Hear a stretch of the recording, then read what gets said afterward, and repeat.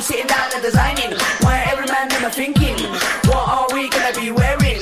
Yo, I'm a Liverpool MC, you can't test me. Big up the girls inside the party, let's get down to crazy Jimmy. Big up myself and known as Alfie, the one and only, the Turkish MC. Always love the clothes of Jimmy. British punk, yo, what I wanna be. Jimmy Star, new celebrity.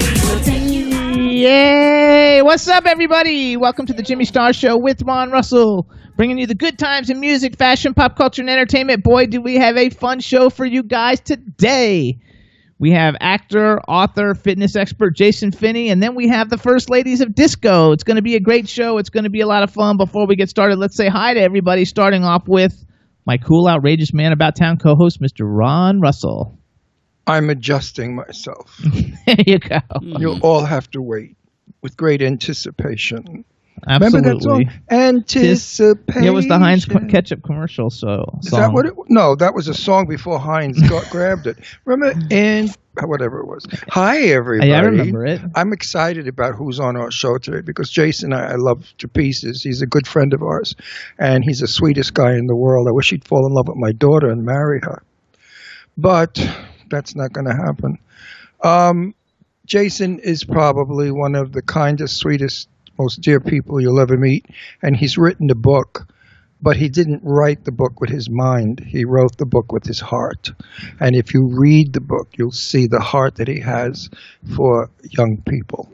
It's going to be fabulous. It's a wonderful book. Every parent should own it and read it to their child. And it comes out next week. Yeah, and if you don't, you're doing a disservice to your kid. Trust me, I blow smoke nowhere. You know that. I only tell the truth. Jason has written a phenomenal guide to helping your child understand that the world is like a coloring box. It's full of different colors and people. And they all need to be healthy. It's the Adventures of Captain Pump, the world's first fitness superhero. So we're going to talk with him about it in a minute. We'll talk about that when Jason comes on. Last night we went to the... Oh, wait, we haven't finished saying hello to everybody. You're just supposed to say hello. What's up? We got to say hello to the man behind the boards, Mr. Chad Murphy. Chad, what's going on, fellas? And he's still adjusting himself. I know, he's always doing that. Well, you know what it is? Because I have my star on and my horn. Huh? And it looks weird. It doesn't hang right. See? That's the Italian horn. And this is the almost Jewish star. It's missing one point because I'm only a little Jewish. Okay. Half a star. So if I was a full Jew, I'd have all 6 stars. So we also have a chat room full of people. What's up? Aaron Paul's in the chat room. Hey, Aaron. Eileen Shapiro's in the chat room. Hang on. Eileen. Silvana contacted me, and Silvana, I call her, the beautiful girl, the photographer, and she wanted to stay with us, and I felt so terrible having to decline. But like I said, we have a dog that eats people. This dog is a pain in my ass. I mean, I love him to death, but when he does go, I'm not going to be that unhappy. We cannot have company. He just doesn't want anyone in the house, and he's a 130-pound lion. We don't have a room either. And also my daughters who came to stay with me 52 years ago or 40 and 70 years ago, whatever, still haven't found an apartment. So the guest room is not available. So Aaron, please tell her, I'm so sorry, but I did invite her to our house for dinner because I really like her. She's a sweet, lovely girl. Forgot her name, but I call her Silvana Mangano because that's who she looks like, the Italian movie star.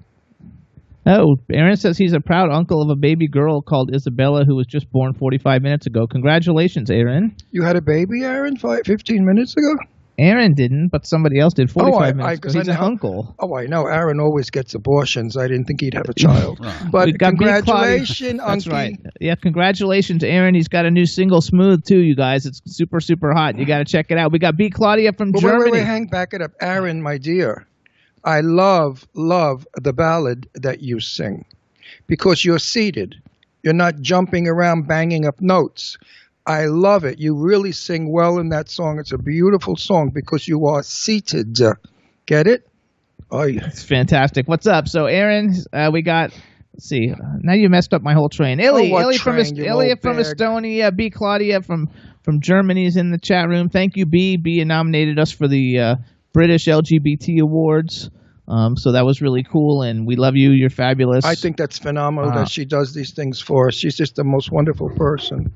And there's the killer dog barking now. He's going to be barking through the whole show because he's outside in the garden. We're waiting for the gardeners to come this way he can eat them. yeah. Anyway, what's up, chat room? We got a great show for you guys. Hope everybody's doing well.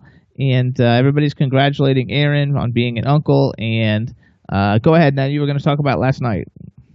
What are you, the director here? Yep. What are you? Tell me what you're doing. Oh, I got hair's falling out. I'm going bald. Whew. Last night, we went to a birthday party for a very good friend of ours, Gerarda, and it was at Chris Bennett's house. Chris Bennett owns the house of Loretta Young, the movie legend, and it's always a thrill and a fun party to go to see the Loretta Young house. The party was phenomenal.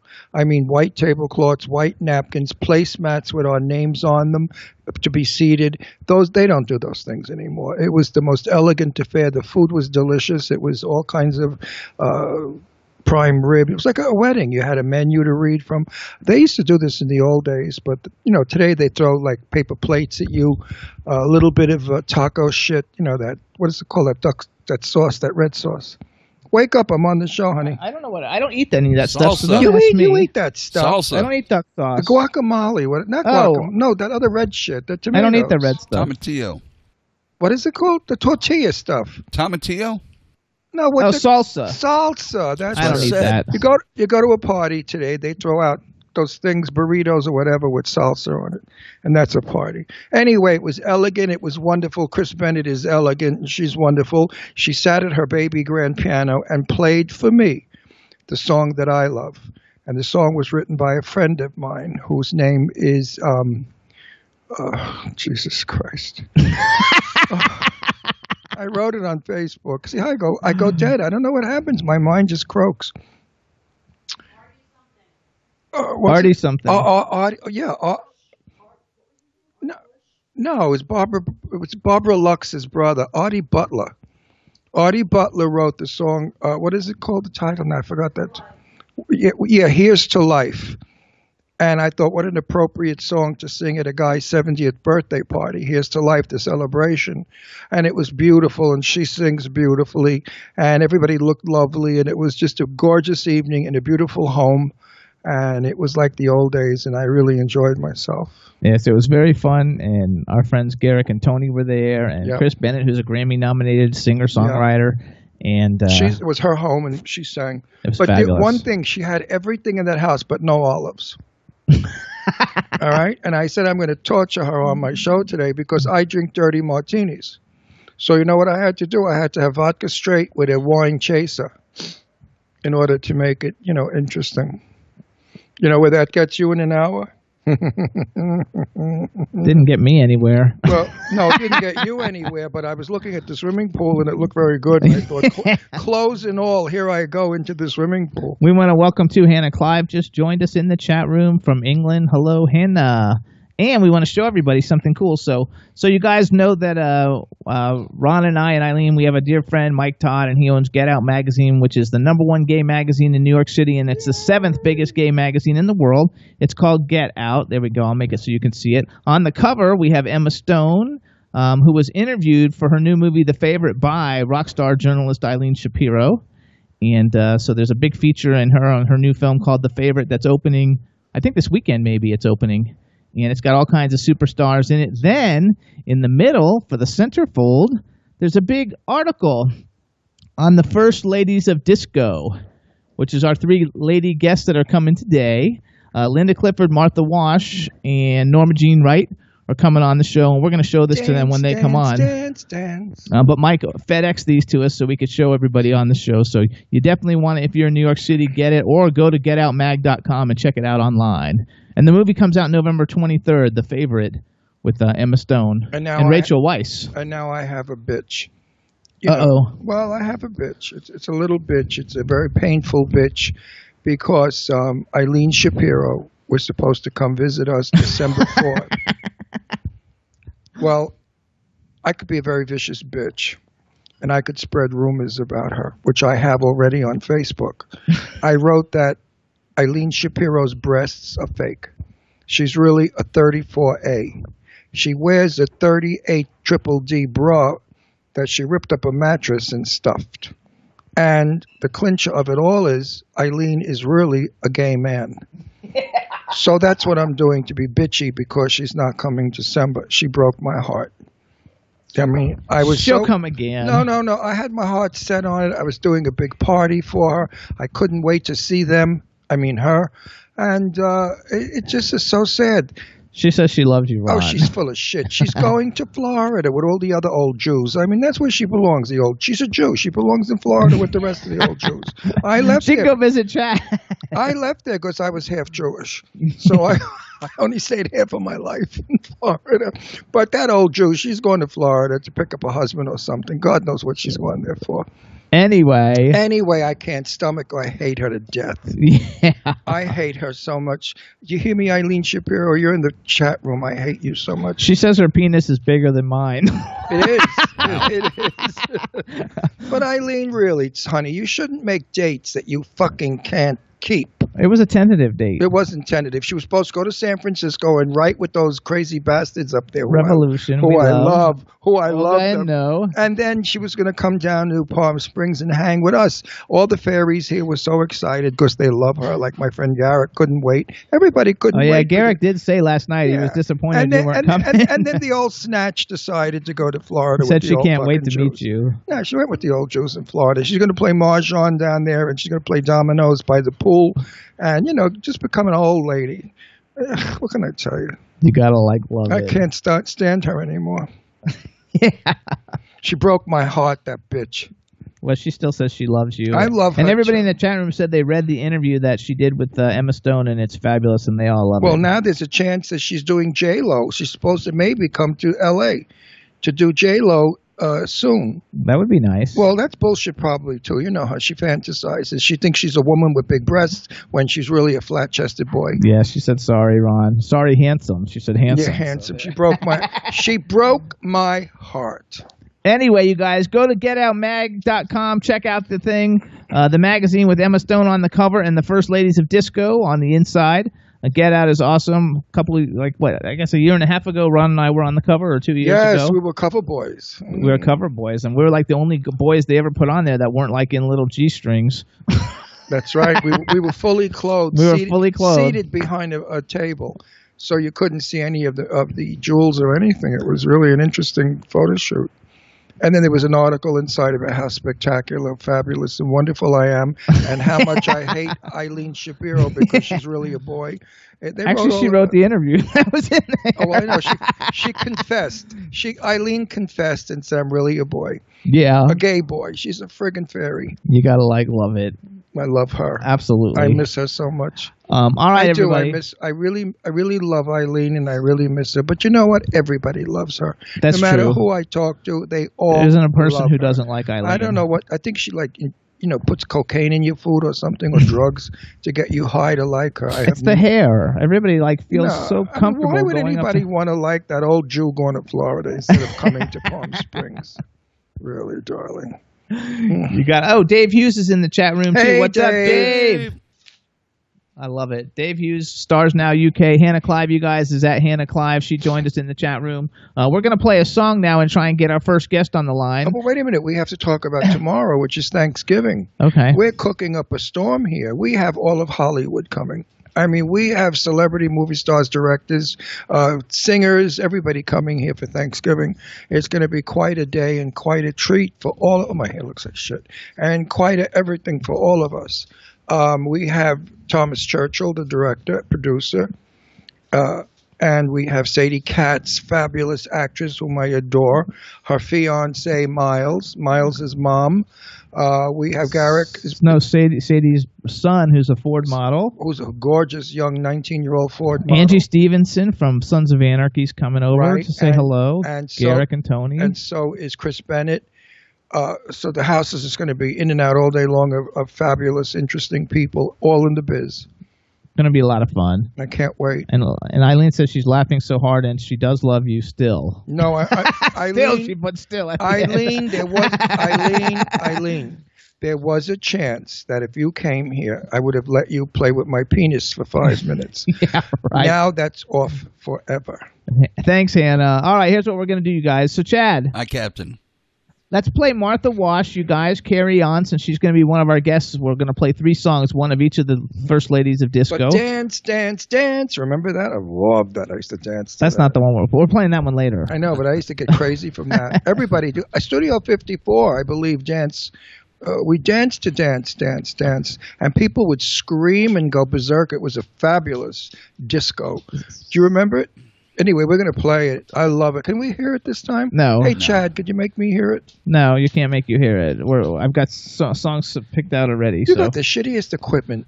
For a number 1 TV show in the world, I mean, everybody carries on with this show's the greatest one, the best one. And we have equipment. Eileen says she's coming now.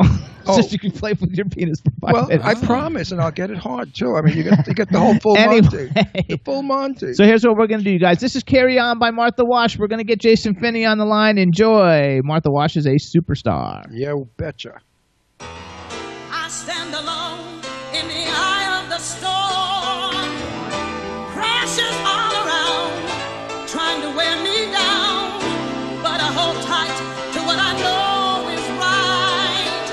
Still can hear the way Mama used to say, never, no, never let your spirit bend, never. Never give in to the end, I carry on. When the valley is deep, I'll be strong. With the mighty love to carry on. Never sleep till a new day dawns. I carry on.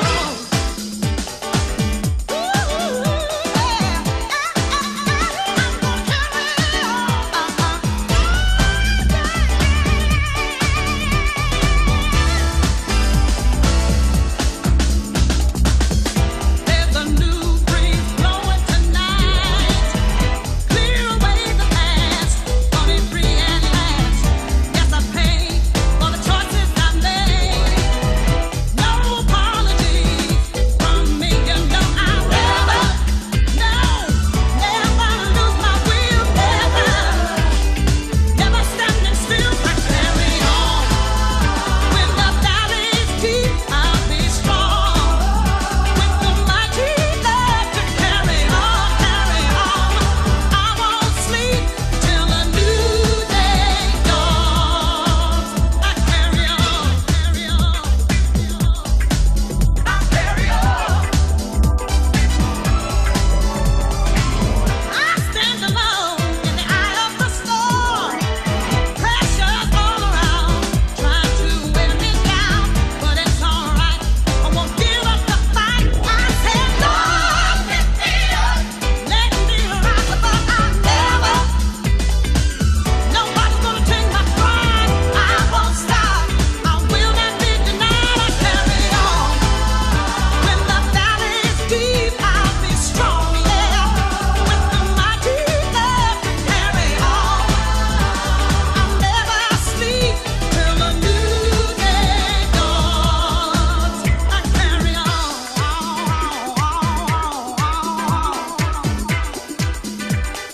I won't stop now.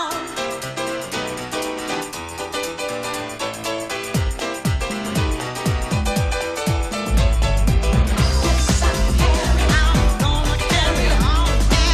Yes, I'm carry on.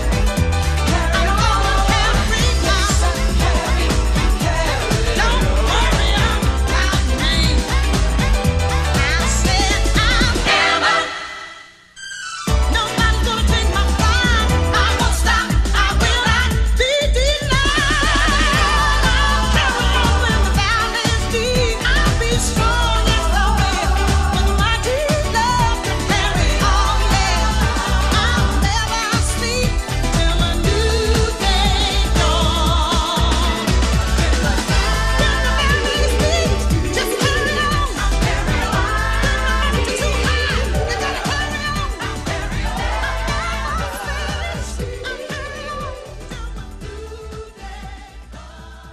All right, fellas, there you go. My new. Oops. Okay, What? There that you- was Martha Wash, everybody. That was Martha Wash. The name of the song's Carry On Now. We want to make sure we can hear our next guest. Jason, say something. Hey, how y'all doing?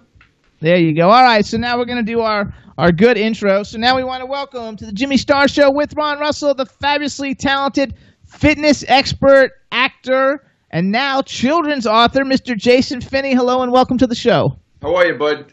How you doing, guys? Good. Nice to see you. Nice to see you, too. Good to see you, handsome. Eileen, is he not gorgeous when you saw him in New York? You know, I saw Jason in the shower. And he got startled, and he stepped on the head of his penis. He's talking about like his children's book. I had to look. He's so sexy. He's got to have 10, 11 inches. He can't have 4 inches. It would be a heartbreaker. Anyway, so Jason, hold on. I had to get you, Jason. You know that. He knows it. He knows us, you guys. This is his third or fourth time coming on the show. But say hi to Chad. Say hi to Chad, the man behind the boards. How you doing, Chad? Welcome back, Mr. Finney. Good to have you again. Thanks, buddy. And I consider Jason a good friend. So he's fabulous. We tease him a lot. We have a chat room full of people. Say hi to everybody in the chat room. They're talking now. They're all talking about how gorgeous you are. And B. Claudia says, "Wait a minute, girls and boys. Jason, for me, you have to make an arm. Give us an arm. Make an arm. I want to look at the size of those fucking muscles. Oh my god." And that's like not even like working out to make it look big when he gets started. all you ladies out there, wouldn't you like those two strong arms lifting you in bed into a sexy position? Now they're going to go crazy. I get them horny, Jason. Anyway, they so plug in their vibrators. Say hi. Facebook, aren't we? Yes.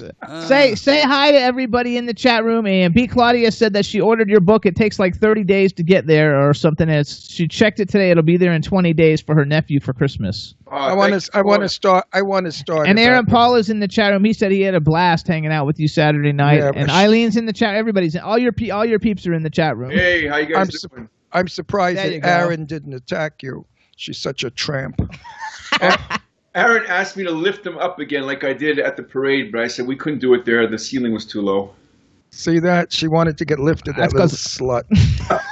I know that little bitch. Anyway, let's get to the you. Before we went on the air, I said that my friend Jason wrote a book. He didn't use his head. He used his heart when he wrote it. Because it's a book that every parent should buy and read to their child.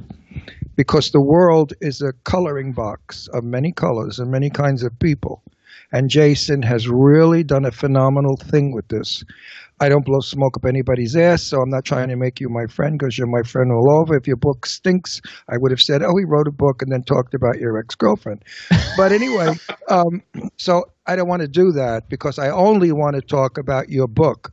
Because your book, I only wish I had when I was 7 or 8 years old. I would have understood the world better. I mean, the world of fitness. There we go. Everybody gets to see it, everybody. So it's called The Adventures of Captain Pump, the world's first fitness superhero. And it's a fabulous book. I don't have a hard copy of it, but I've read the PDF of it. It goes beyond just pumping up muscles. No, it's fitness and how to stay healthy. Yeah, but it's also about people. You know, different. Am I reading the right book? Yes, absolutely. It's about children. It's about people. You know, Captain Pump lives in Pumpland. It's not only a bodybuilder book. I don't want. It's not a bodybuilder book. No, but I don't want people to think that it's a sensitive book that talks about sensitive. Tell issues. us a little bit about it, Jason, so we make sure we give out all the right information. Yeah, it's not a bodybuilding book. It's a book to help kids become fit and healthy using a cast of characters and with an unlikely hero. I mean, think about it. When I was back in school, my favorite person in the school was the janitor because he was the nicest. He was the first there, the last to leave, the hardest worker, always had a smile on his face and always was there to kind of watch out for us, you know? And I created a story where the janitor is the hero, an unlikely person, someone that you normally wouldn't think of as the hero. And because of his desire to want to help the kids become fit and healthy, he attracts the likes of this really nice teacher. Everybody else thinks that he's a lunkhead that just pushes a broom, right?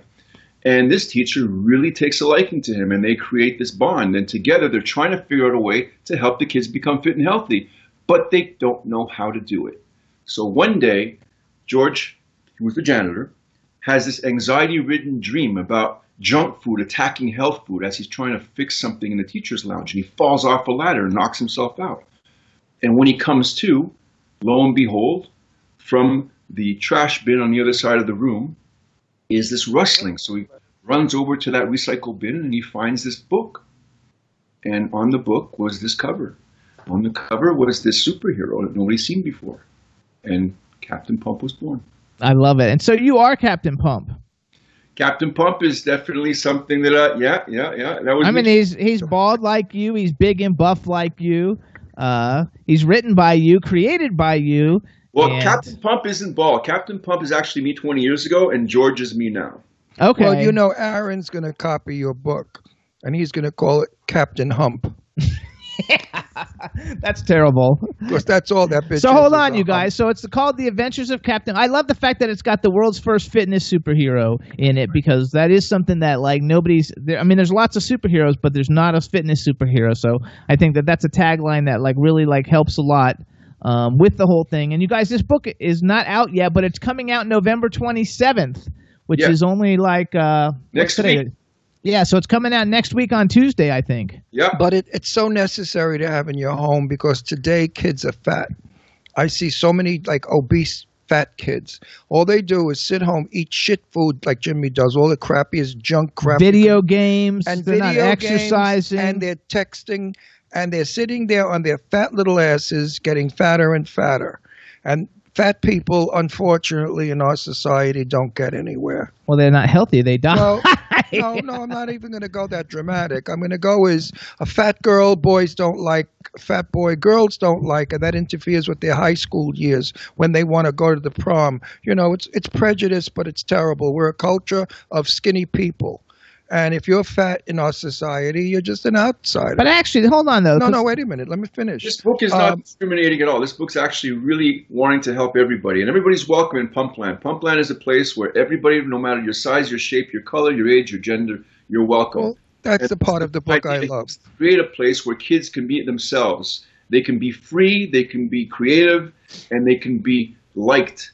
That's the most important thing. Captain Pump is all about helping people understand each other, not just getting in shape physically, because fitness has to do with mental, has to do with emotional, has to do with spiritual. Everything really has to do with fitness.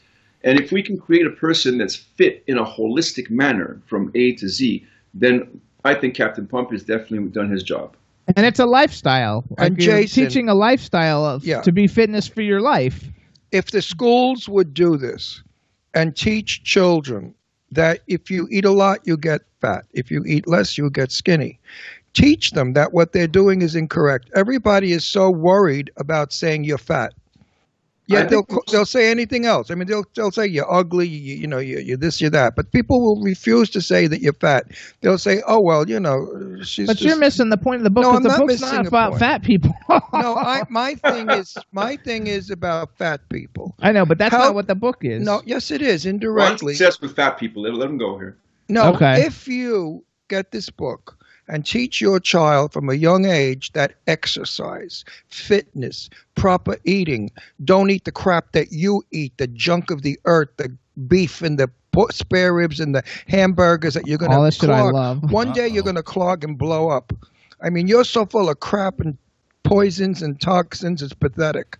I mean, Here's the thing that's really interesting, though, is that the book itself has a section in the back that talks about specifically getting kids fit from an exercise standpoint, all right? It has what's called Captain's Corner. In Captain's Corner, we have the Captain's Gym.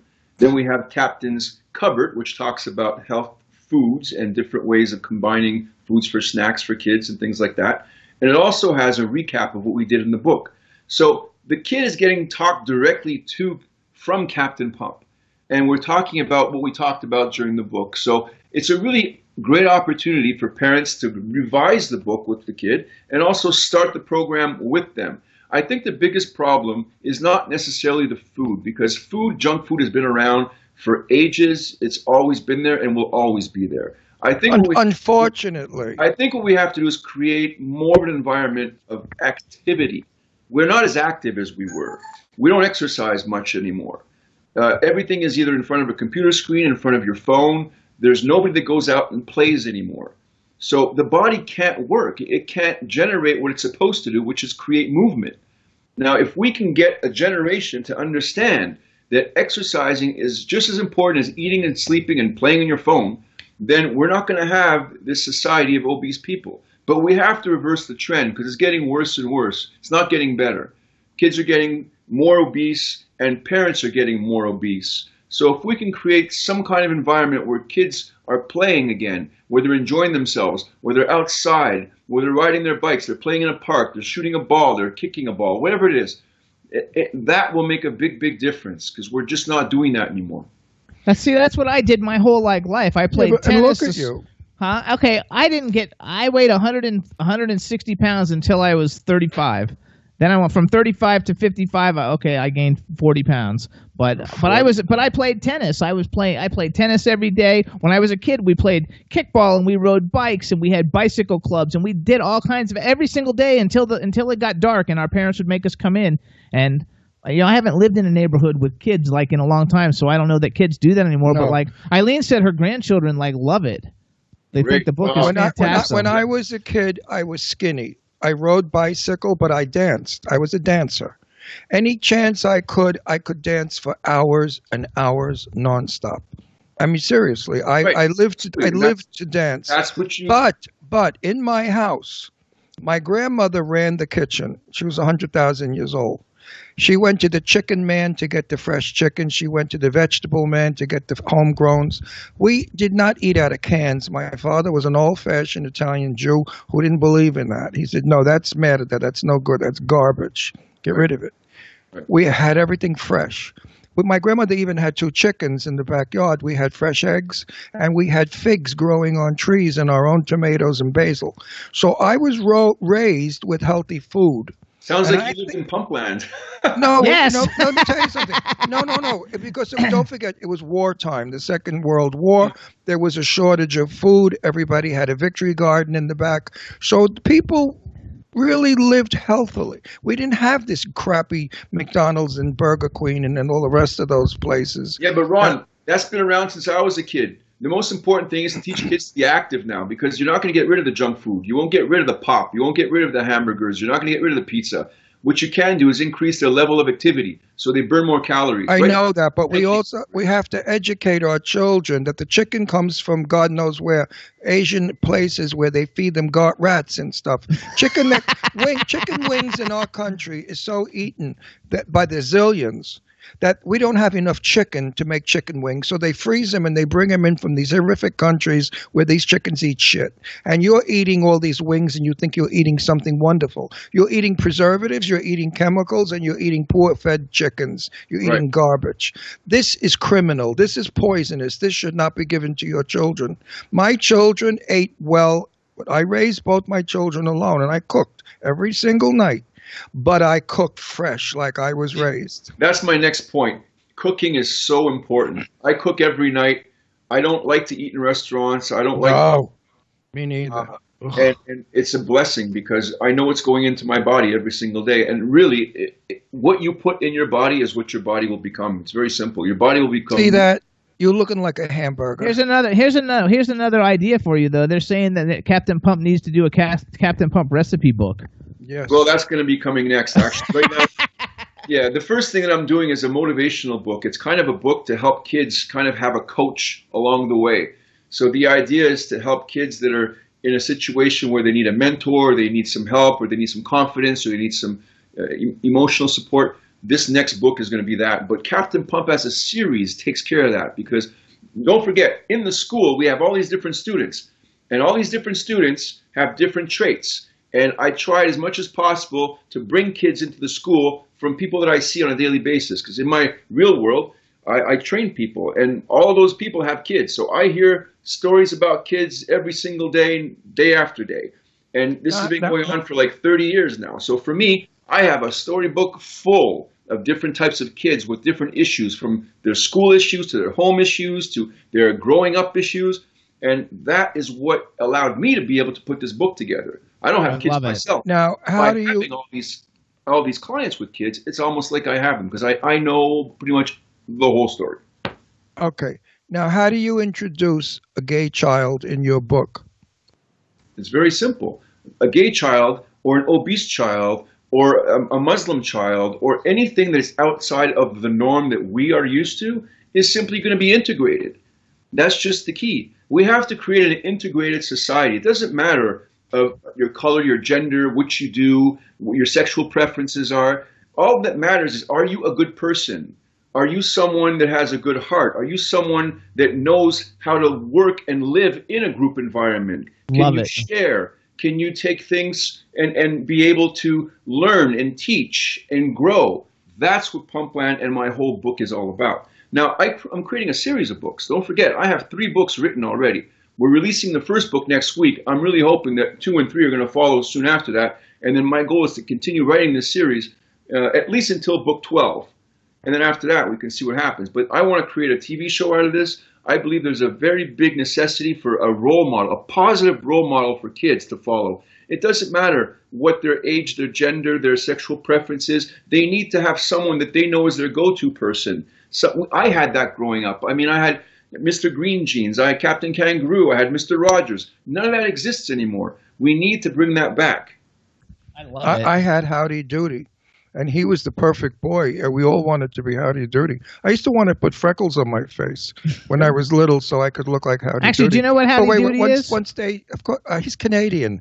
Did you get Howdy Doody in Canada? Can you sing the theme song? It's Howdy Doody time. It's Howdy Doody time. Bob Smith and Howdy Do say Howdy Do to you. Let's give a rising cheer, 'cause Howdy's here. Come on, kids, let's go. No, we're going to need a Captain Pump song soon.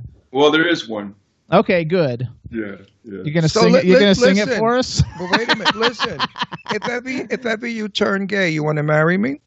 No. Sure. Because I would marry a man like you in a minute who has such a wonderful heart and who believes everything I believe. You're a positive person, and we need positive thinking people. We're living in a country right now that is so damn negative. My Facebook page is so negative, I don't even want to read it anymore.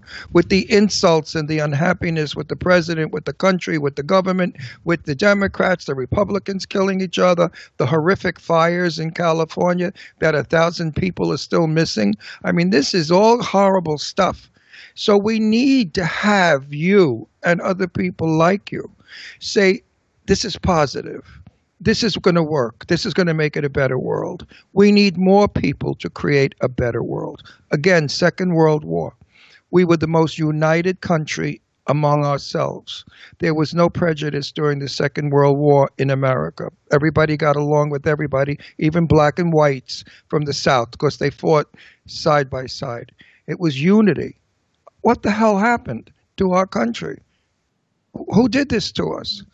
That we are so divided, so confused, so unpatriotic. Hating America, hating the government, hating the Washington. I mean, you can't do that.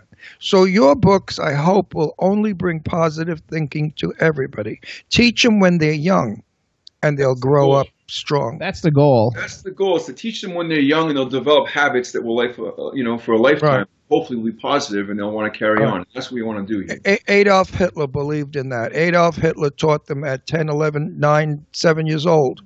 His politics, of course, was insane. But they grew up to believe him, and they went and killed everybody and themselves. Good. Why did you bring that up? Because it was a thought. Well, that was a fuck thought. No, it wasn't, because the power of Adolf Hitler was terrible. but it has never been seen. He killed 8, 9, 10, 12 million people, not only Jews. He killed gypsies and gays and everybody.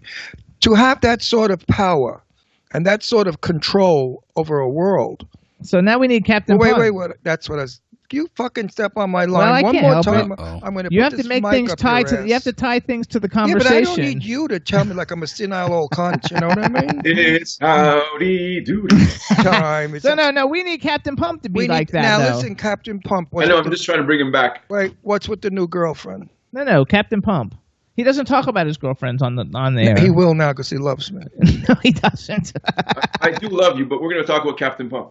So, well, wait. I could talk about the other girlfriend that's on my Facebook page. No, we don't do that. We don't do that. I'm threatening him. I'm blackmailing him. Look at him. He's trying to blackmail me. Blackmail. When are you coming to California?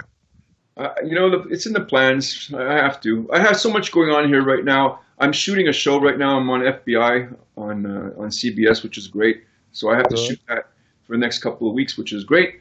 Money. Good. Did you get to meet Missy Peregrine yet? Yeah, I worked with her yesterday. Great girl. Oh my God, I love her so much. She's like one of my favorite actresses. She's like, to me, she's like one of the most like underrated actresses. She should be like huge. She should be like the biggest star on television and movies. I love her so much. Takes time. So what She do got you a great play? personality, very nice girl. It was a lot of fun to work with her.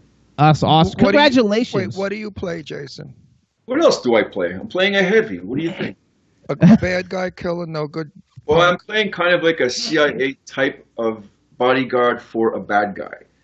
But he's got so Okay. much money that he's got CIA type guys working for him. You know? Oh, I love it. you Why got don't I just get a role? I'm selling like flowers to grandmothers. That's Nope. never going to happen. Why not? It's just not going to happen. How tall are you? So everybody can get an idea. I'm 6'2", Okay, so he's 6'2", and how much do you weigh? 230. He weighs 230, and how much? What's your percentage of body fat? Like 2%? Zero. No, Well, everybody has a little. now it's about 10%. Oh my God! If he's 10%, I'm like 90. Now, answer me a true question. Eileen Shapiro didn't try to grope you or anything?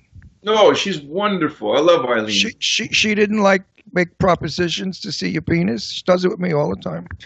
Well, Yeah. maybe she wants to make you feel good. I don't know. No, but I'm thinking that Eileen would take one look at you and she'd be like, whoa. Eileen's wonderful. I love her to pieces. I have to talk to her in private about you. Actually, Eileen's in there saying that his girlfriend that we're not talking about is fantastic. Oh, the girlfriend, your girlfriend was there too? Yes, the girlfriend that we're not talking about Well, is fantastic. if Eileen likes her, then we like her because Eileen's got good taste. Yeah, in Eileen has people. great taste. She knows shit from Shinola. And actually, Aaron says she's absolutely lovely. And then Dave Hughes, the pervert that he is, says he's drooling over Missy Peregrine because he drools over all the hot girls that we talk about. And he's married. He's married. His poor wife, she's got like a masturbating fantasy nut job here.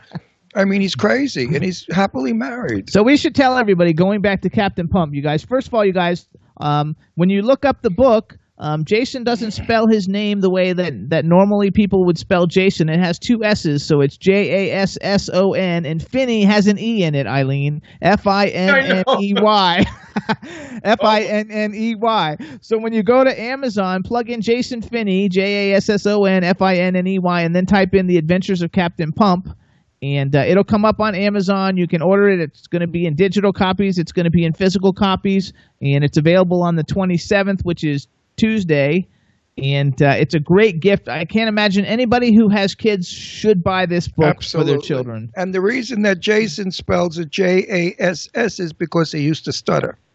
My mom liked it better balanced with 6 letters, and I say, well, it's because she knew I was going to grow up to be an ass. So your mother believed in numerology, so do I. That's why my Jason, though, Jass. What? Take away the J and you have ass. ASS. Oh, he is a piece of ass. Why not? Well, she meant because he is an ass. Oh, I think he's a piece of ass. Let him mind an ass. He's a sexy ass, and I bet you everybody in our chat room will agree. Oh, and like freaking Dave Hughes is like laughing now because you called him a perv. He's a perv. Every week we have these gorgeous girls on, and he drools. He gets crazy, and he's married. I mean, the guy just wants to bang every chick in the world, and he's got a wife. So he's got a Dave, you got a problem, babe. We got to talk about it off camera. Wait, what did you dress up for Halloween as Captain Pump? No, actually, I went as a cowboy. Okay. That had to be hot. It was kind of fun. I went to the parade in the village, which was fantastic, and we walked the parade. I've never walked the parade before. And I said, let me get like totally into this, and just started high-fiving everybody. It was great. It was just like miles of people, and it was such a fun experience. Now your name is Mud. Did you see? Because you walked with all the fairies, they're going to say, "Oh, he's gay." I have to tell you, I've never been to the event before. It's my first time, and it was so family-oriented. I couldn't believe it. Oh yeah, there were so many kids. Yeah. It was a lot of fun. I really enjoyed it. Yeah, we went to that here too, and it was filled. When we were in New York, we were at Eileen's booth. And Eileen had very bad... She was there, too. Well, yeah. Eileen had very bad pains in her shoulders from her bra strap. So I had to sit underneath her chest and hold them up for half of the afternoon. I thought it was more the stuffing from the mattress that she had to use. That's right, because she's really a 34A. I love my Eileen and her boobs. We call them. I always say to her, "Oh, I can't wait to see them." Oops, and you too. I love her. She's going to get a big head, this bitch, and she's not coming to see me in December, so I'm still mad at her. So is Captain Pump the TV show? Will that be a cartoon TV show, or will it be like live action, like Batman? Well, I'm hoping to make it live action and animation. So everything that would be live action would be happening in the real world, because the book itself is in black and white and in color.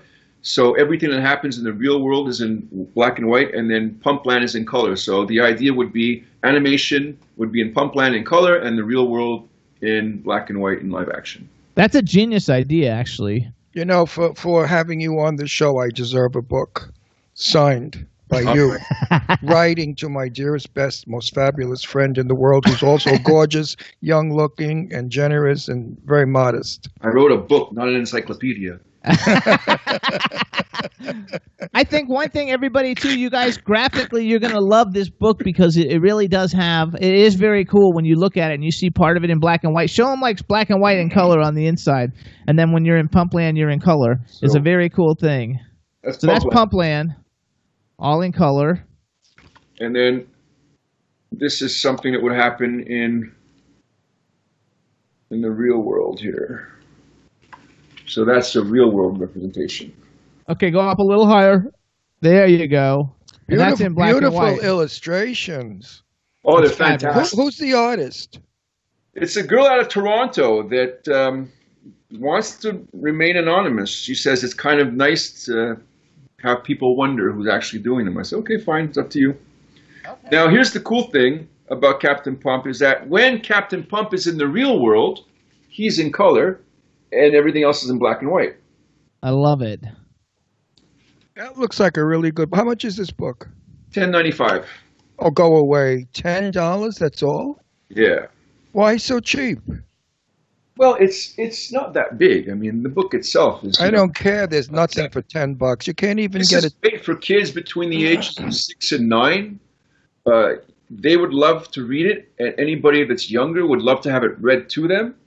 And I'm sure parents will love it because of the stories inside, all of the wonderful lessons, life lessons. And then once you start having the Captain Pump action figure, it'll be like Elf on the Shelf. You know, you have the action figure, then the kids will be carrying it around, and everybody will be talking about Captain Pump. Yeah, but let me just say something about the book world. All of you out there who think that Jason did this to make money, wrong. He's not going to make any money. If he gets 20 cents or 25 cents a copy, he's lucky. He's the first-time printer.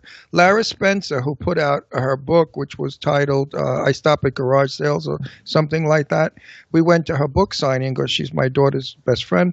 And Lara said, yeah, right, I get like 15 cents a book. So Jason didn't do this book to get rich. He did it to help the world. He did it to help the world, and once it gets going and it takes off, you know, if you become like the Harry Potter lady, you know, and you sell 50 billion copies, then you make money, and they make movies and all that kind of stuff, and then you make money. So he's doing both. He'll and make if you money. make that kind of money, you could buy me a Bentley convertible. All right. Cream-colored with tan interior. Everybody in the chat room saying that they loved it. Who has the book? Great. People have and the book? And Aaron says that you showed him a picture of yourself as a cowboy on Halloween and you were really hot. And B. Claudia says she wants the action figures. And do you know, have you met Randy Jones, the real cowboy from the Village People before, and any of the times you go to New York with Eileen? No, not yet.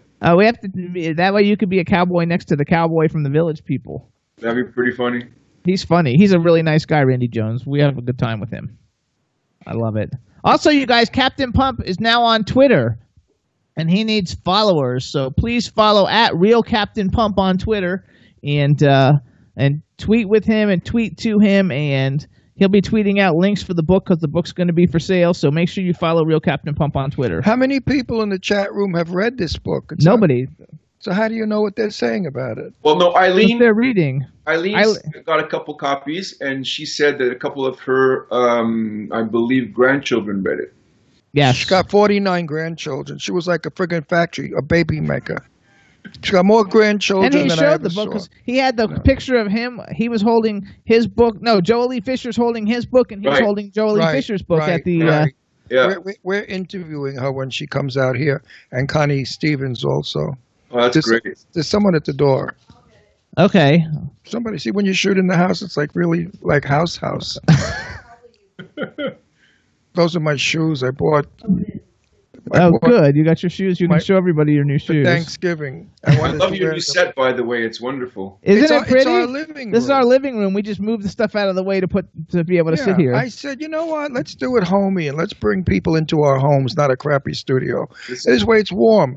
You know, can you see the fireplace? Absolutely. Yeah. You see, next I'm going to have crumb cake and coffee when we do. I'm putting a table around. Seriously, Entenmann's crumb cake when we're ordering it from New York. It's going to go right here. Or if that bitch Eileen comes, she could bring me one that cheap. Well, maybe you should have some carrot sticks and some celery sticks with something healthy and not eat cake. What do you eat with your carrot sticks and celery sticks? Do you put like peanut butter on them or anything, or you just eat them plain? You could put peanut butter on it, but make sure the peanut butter is plain. Just crushed peanuts. You don't need the way to eat celery stalks. I like it with peanut butter. No, I eat celery stalks. Vinegar with salt. And you dip the celery stalk into it. It is out of this world. That's how I eat celery. In fact, Thanksgiving, I'm serving that. You never had that, honey? I won't eat it. I don't eat Well, vinegar. he won't eat it, but he'll eat it. So are you hosting Thanksgiving, or are you going somewhere? Yes. No, we're hosting. All of Hollywood here. It's and what's on the menu? Turkey. Turkey, sweet potatoes, mashed potatoes, corn fritters. That's my favorite out of everything is corn fritters. And all kinds of goodies. I don't know what else. And cake. Vegetables. There'll be vegetables. Everything is. What do you call it? Nothing is with injections of chemicals. Everything. What is it called? Fresh. Organic. We have a organic turkey. All of our food is organic. We have a lot of fun people coming. We have Thomas Churchill, the movie director that I'm trying to pitch you to be in his prison movie that they're shooting in Connecticut. And we have Sadie Katz as an actress, and her boyfriend is a 2-time Emmy winner showrunner for the Leah Remini show. And then we have Angie Stevenson coming from Sons of Anarchy. So we have all kinds of cool people coming. And Chris Bennett, the vocalist. The Grammy nominee. And Garrick Lee, the famous mid-century designer in Palm Springs. We have a lot of interesting. It's going to be fun. Very fun. What are you doing? You and your girlfriend doing anything? I'm going to the girlfriend's parents' house, who have been cooking for 2 days. I can't wait. Have you met them before? Yeah, they're fantastic. Okay, good. So you think you're going to marry this one, or is it just playing? He's never going to tell you that. I want to know. Jimmy, shut up. You ruin everything on this show. You have to talk like he thinks I'm senile. Show last time we saw. He almost said something, and you went and cut him off. because don't put shit in his head. Because he has told me things off air that he doesn't want to talk about. Well, he never told me, so fuck him. He's so brave, 3,000 miles away. Now, are you marrying? That was good. What did he say? Huh? What did he say? He said you're so big 3,000 miles away. When you said fuck him or whatever, he's like you're so big 3,000 miles away. Say it right to his face. Aaron Paul says he's on our way. He's on his way for dinner. He'll be here in a few hours. No, I would say Aaron that recently found out that I don't live too far from him, so he said I'll be coming to your place more often now. Yeah. He hasn't invited himself over watch yet. out for I'm that sure that's one. coming. Yes, absolutely. Watch out for that one, Aaron girl. Watch out for that one. She will drug you. She will give you something to drink, drug you, and when you're unconscious, she will ravish your body. I know, but Eileen bought him a really nice cowboy hat that I was thinking of maybe borrowing. Okay, there you go. You can do that. We love Aaron. Aaron is the best. We love Aaron and we love Eileen. He calls me Uncle Ron. I call him my little nephew. People get confused. Yeah, he wrote that on my way, Jimmy and Uncle Ron. See well, when they say to me, but he's black and you're white, I said, no, he's Jewish and I'm Italian. So that's he's a dark Jew. What can I tell you, an Arab? But he's a sweetie pie. I love him. And you know who I love also? His mother. Have you met Aaron's mom? No, I haven't. No. Oh, she's a trip and a half. She's this old Brit broad that's got a Cockney accent, and she's as cool can be. Oh, wow. I mean, she's with gay people. She hangs out. She's like one of the crowd. I mean, I'm older than she is, but not by much. But she's like a young lady. Aaron, love your mother. Aaron says that we're neighbors, and Eileen says that Aaron won't drug him because he likes him to be awake.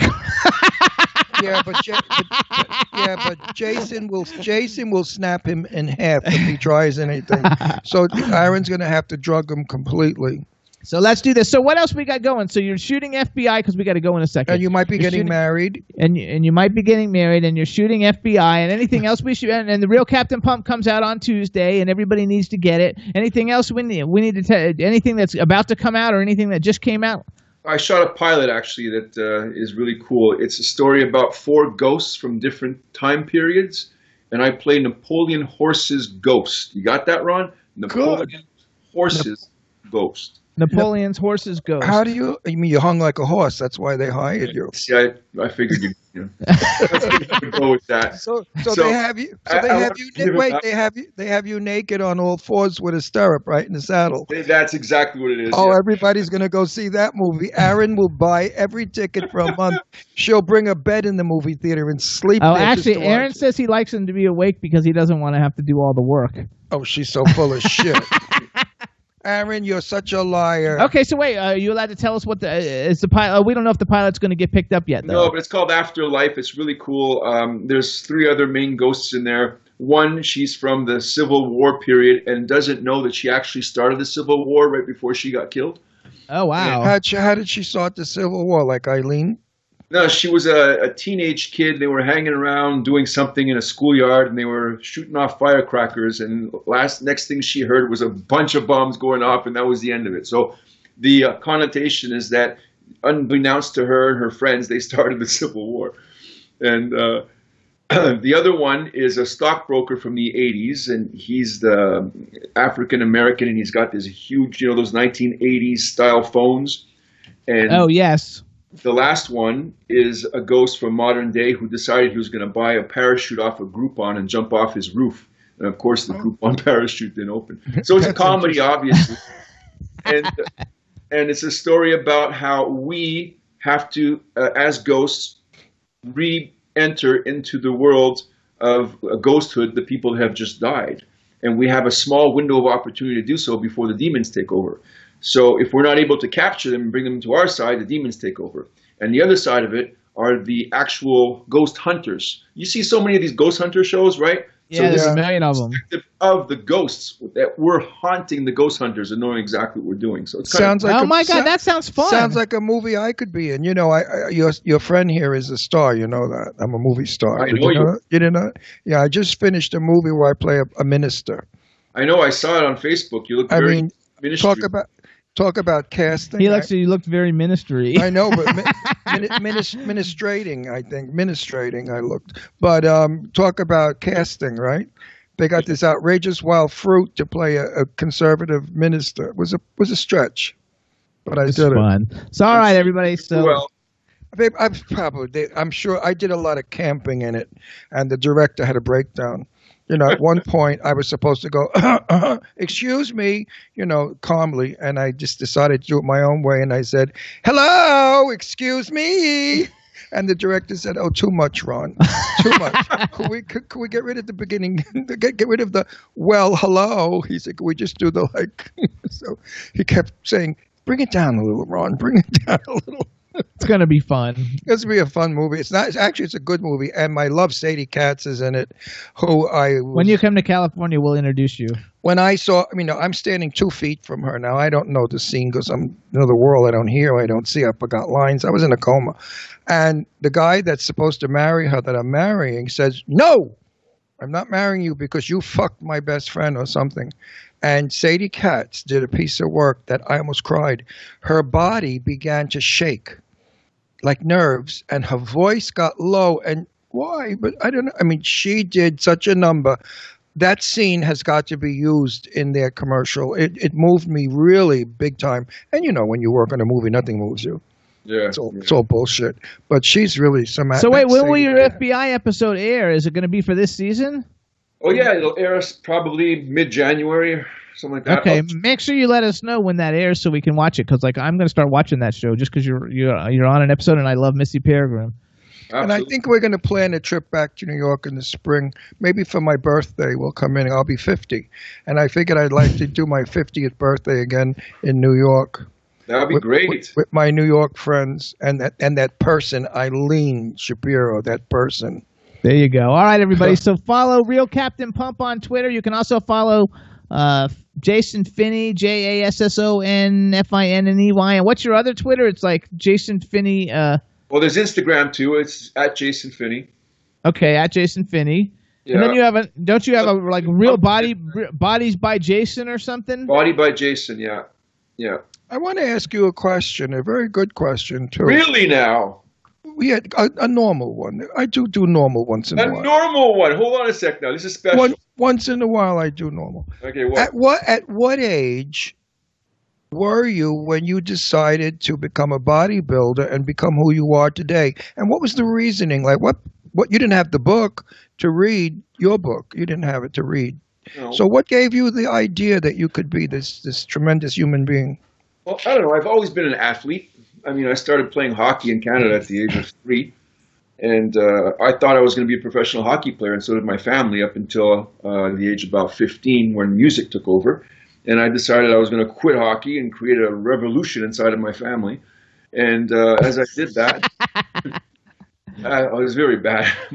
My father was pissed at me. My grandmother wouldn't talk to me for a while. My mother was, it was just horrible. Anyway, I got over that, and I always continued the training through my music years. So for me, it was always important to be fit. And I think really because of my love of fitness and falling into the world of acting through fitness, I wanted to combine the two things that I enjoy most. And Captain Pump has always been something that I've lived without necessarily manifesting in a book, because I've always tried to help people become fit and healthy ever since I was 17 years old. And the concept stuck with me. And I think the most important thing in bringing Captain Pump to life is to bring all of my teachings along the way. Because I've had mentors myself that I've been very fortunate to have in my life. And through that, I've been able to pick up these lessons that I'm going to pass on to others. And now, another question. Are you happy with your body, or do you want to go bigger? No, I don't really want to go bigger. I think I want to maintain. The longer I can maintain, as I get older, it's harder to maintain. So you got to just, keep up with it. The cool thing about your body is, this is good for anybody out there, is if you've abused your body forever, it doesn't matter, because the second that you start doing the right things, your body starts to react in a positive way. Metabolically, you start to change immediately. It might take a week, it might take 10 days, it might take 3 weeks before you actually manifest visual change. But right from the beginning, those metabolic changes are happening. So anybody out there who wants to get fit and healthy and thinks that you can't, or it's too late, or that you missed the boat, that's not true. It doesn't matter. Great information. That's really good information. A few years ago, I was built just like you, truthfully. I had your exact body, your exact arms. Then I married Jimmy. And he tortured me into this fat body I have now. Yeah, right. I lost all my muscle substance because he did something to my brain. And now I don't have your body anymore, but I used to be built like you. It was uncomfortable putting on bras and dresses. Yeah, I know what you mean. It's hard. When I would go and drag, it was very difficult, to cover up my 28-inch arms. All right, so here's what we're going to do, everybody. Follow Real Captain Pump on Twitter. Follow Jason Finney on Twitter and on Instagram. Please, if you're looking for a great gift to give your son, grandson. Christmas is here. Your niece, your nephew, your neighbor's kids. If you need a grab bag gift, anything like that, please. Let's get The Adventures of Captain Pump. It's on. You can get it on Amazon. It's the world's first fitness superhero. It comes out on Tuesday. Everybody really needs to get this book, and we need it to be a New York Times bestseller so we can have a second one come out and make a TV show and do all kinds of things. And it's only $10. My God, you go to a lunch. Nothing is $10 anymore. You can't even go to crappy McDonald's for $10. Two Starbucks cups of coffee are $10, and a croissant. All right. There you go, which is gone the next day. This book stays with the kids. You leave it in the playroom or their bedrooms. And when they feel like it, they look through it and they imitate it and they run around like Captain, what's it called? Captain Pump. And they become Captain Pump. And you guys can go hang out in Pumpland. So it's going to be really fun, you guys. And Eileen can get pumped once in a while, too. She likes getting pumped. Hey. Yeah, you always have to draw that into there. Listen to Chad. You're going to have a nice clean... Oh, I'm out to kill Eileen. She's not coming. She's not coming in December. No, we need a nice, clean conclusion. So give it a clean here's conclusion. The clean conclusion.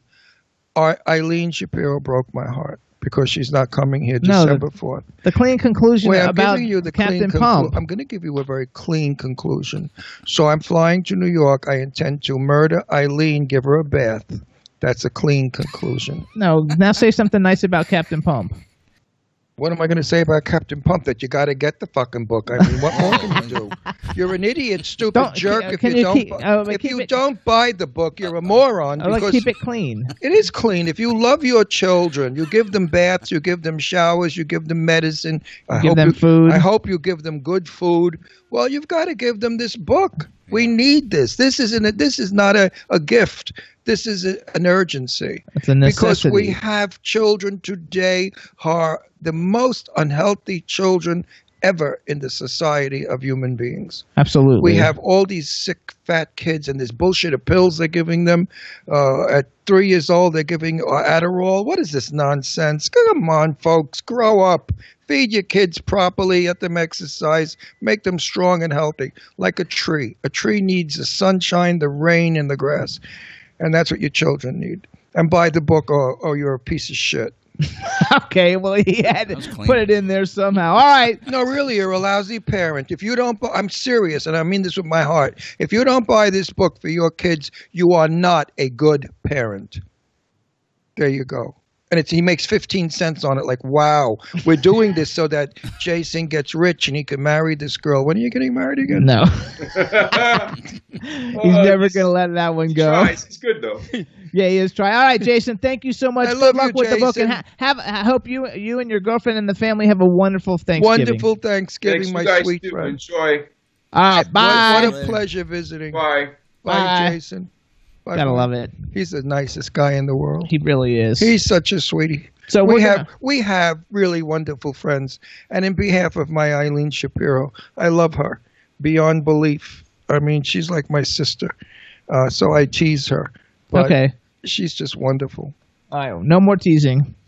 Shut up. Don't tell me what you always tell me what to do. You are a fucking control freak. I am. No, he does. I get up in the morning. He tells me, walk there, go there. I don't tell you anything. You do so. Go do this. Go do it. Go pick up. I never tell him anything in the morning. Go pick up the dog shit on the lawn. I get up way before him.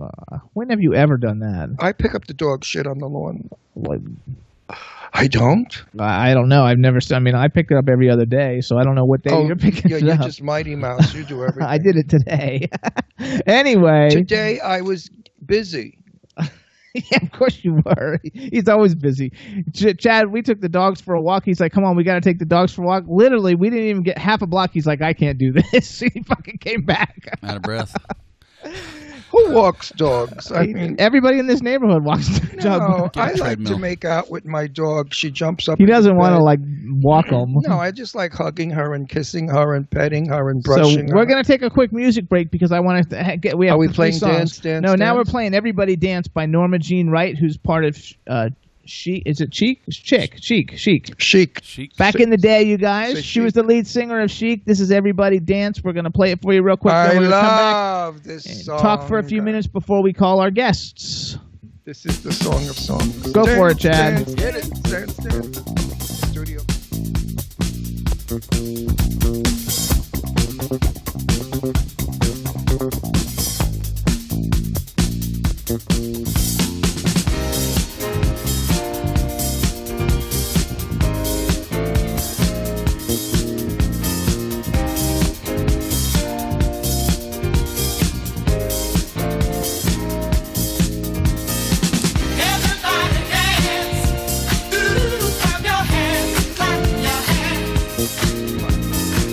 Everybody dance.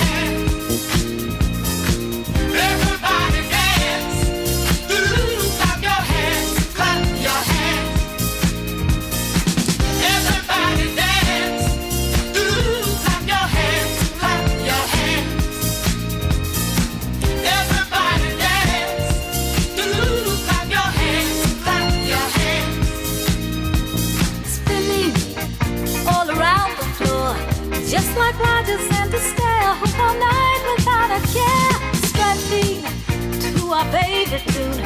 A good time, always in too soon. Everybody's dancing, dance your feet, have some fun. Come on, everybody, get on your feet, clap your hands, everybody screaming. Everybody dance, ooh, clap your hands, clap your hands. Everybody dance, ooh, clap your hands, clap your hands. Everybody dance, ooh, clap your hands, clap your hands. Everybody dance, ooh, clap your hands, clap your hands.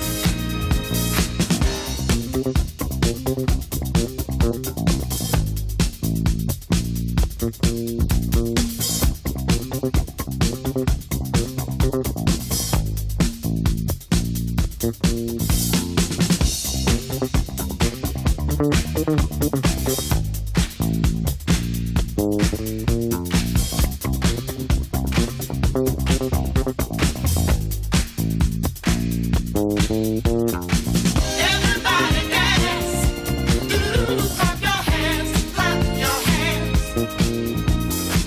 Everybody dance, ooh, clap your hands, clap your hands. Everybody dance, ooh, clap your hands, clap your hands. Everybody dance, ooh, clap your hands, clap your hands.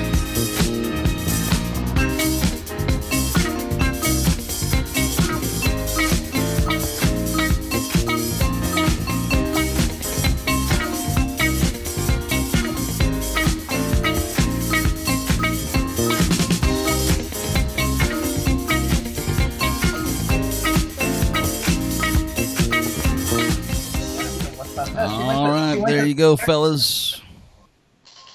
Hey, Yeah. pay attention. Okay, I'm paying attention, everybody. That was. Oh wait, I gotta turn the phone off. Oh, I mean, the You phone's listen to playing the music actual and- song. All right, so how do I turn it off? How do I turn the app off?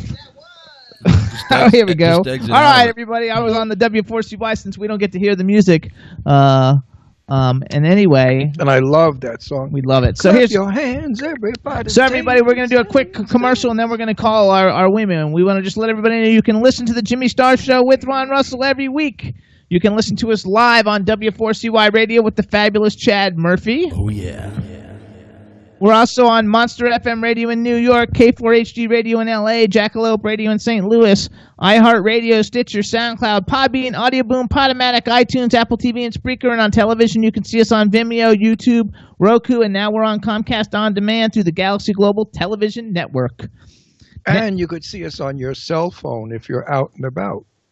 Yes, everywhere. You can see us everywhere. We're You know, if you're like in the public toilet, you can watch us on your cell phone. Or if you're being arrested and you're being incarcerated, you know, you can watch us as they fingerprint you. So here's what we're going to do, because we got to get 4 people on the line, you guys. We're going to have Martha Wash, Linda Clifford, Norma Jean Wright, and Jim Arena, who's an author of The First Ladies of Disco. And we're going to call all of them. While we're trying to get them all on the line, we're going to play from Linda Clifford the song Red Light, which you guys will know it if you watched the movie Fame. It was one of the songs on the Fame soundtrack. And so here it is, Linda Clifford, Red Light. Enjoy, and we'll hopefully when we get back, we'll have everybody on the line.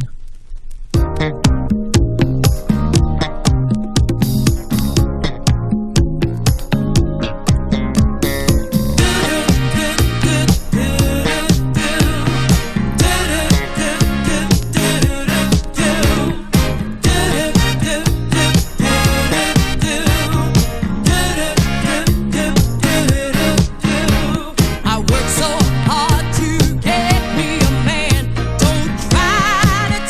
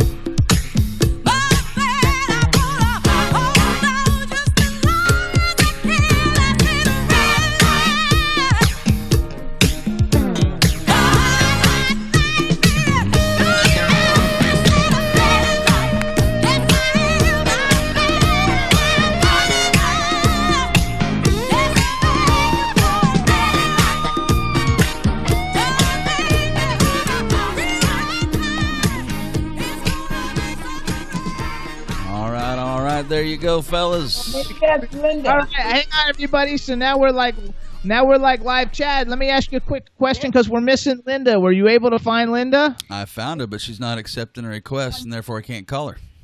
You can't call her till she accepts the request. Correct. So if that's her calling you, tell her she has to accept the request. Okay, hold on. And it's live, everybody. So far on the phone, you guys. While Martha's working out, we have Martha Wash, we have Norma Jean Wright, and we have Jim Arena. Do you go by Jim or James? James, because that's my name for the book authoring. Okay, so James, I messed that one up. I wrote Jim down in my notes, but then the girl in the chat room, Illy, say hi, Illy, say hi to Illy. Hello there. There you go. She wrote James, and so I'm going to change it. All right, so James Arena, you guys, phenomenal author, actually bringing attention to all the fabulous talent of the disco years and lots of other books, but he wrote First Ladies of Disco. Young. You're too young to know about the disco years. Oh, if only that were true. It is true. How old? Like he's 10, right? I'll be 59. Oh, you look good, you old bag. You look good. You Thank look you. good. Disco music keeps you young. That's the secret. I lived in Studio 54. I'm 78. And I used to go in the winner's circle with Liza and what's his name, the artist. Oh, yeah, with all the people. No kidding. Oh, yes. Well, because I had friends in Brooklyn. And the Brooklyn people used to supply the drugs to everybody at Studio 54. I think you need to write a book. No. He should. I wasn't. I was an actor. I wasn't selling the drugs, but I'm not going. It was Vincent Papa's nephew that was selling the drugs. You know, they made a movie about Vincent Papa, and so he had all the concession of selling everybody in Studio 54 the drugs. So when I would go with my friends, we would get VIP treatment. The limo would pull up, and Rebel would bow. You know, with his On Skype. He'd bow. And then we got brought in. Oh, and wow, what happened? We had the $1,000 table with all the booze and all the bullshit, and we met everybody, and it was a fun time. I love. So Studio maybe we should 54. let's do an intro and introduce who we've got here and keep going. Chad, how are we working with Linda? Did you find anything out? She still hasn't accepted yet. You paid Okay, I think Martha's I think Martha's trying to talk to her. Martha, you talking to Linda? I think she is. You should still be able to get it for free.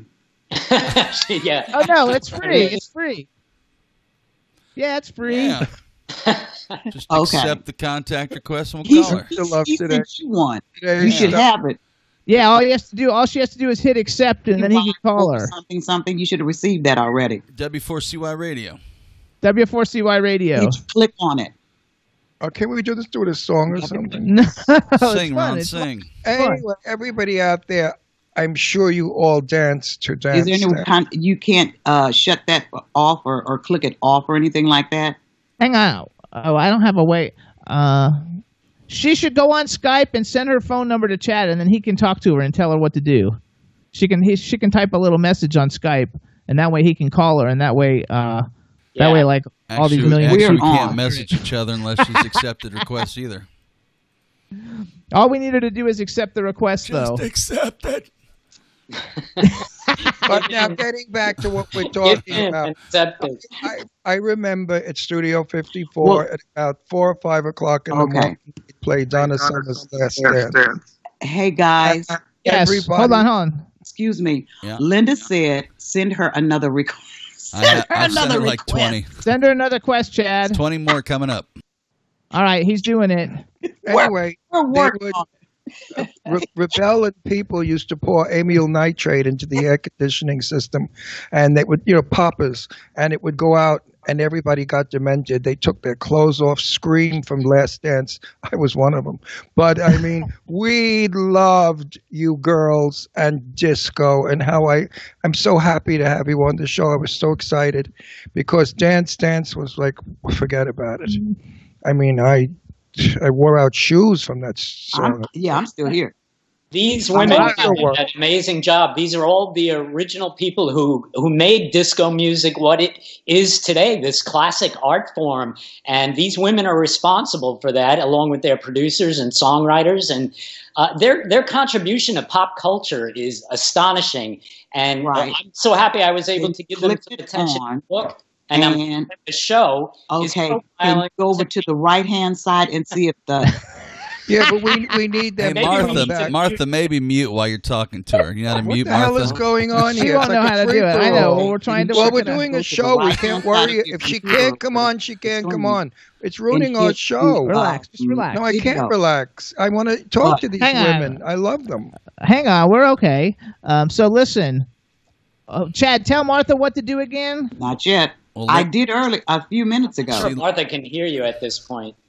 Oh, maybe she can't hear us. We need her to mute her thing though. Yeah. Then. All right, now I think we have Linda standby. All right, James. Good. We got it. What about being unavailable?